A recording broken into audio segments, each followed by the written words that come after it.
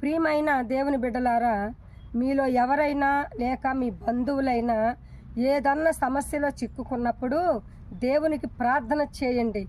దేవుడు వారిని విడిపిస్తాడు.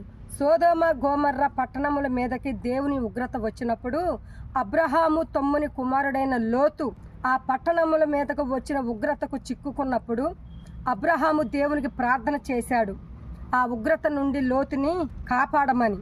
దేవుడు లోతు నశించకుండా రక్షించాడు.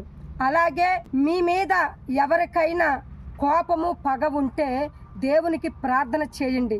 వారి యొక్క కోపము పగ ప్రేమగా మారుస్తాడు దేవుడు. ఏశావు తన తమ్ముడైన యాకోబు మీద పగబట్టి కోపముతో చంపాలని వస్తున్నప్పుడు మా అన్న నన్ను చంపకుండా ప్రేమ కలిగే విధముగా, సమాధానము కలిగే విధముగా ఆశీర్వదించమని రాత్రంతా దేవునికి ప్రార్థన చేశాడు యాకోబు.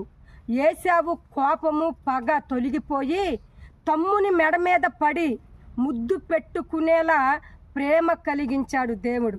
ఆమెన్.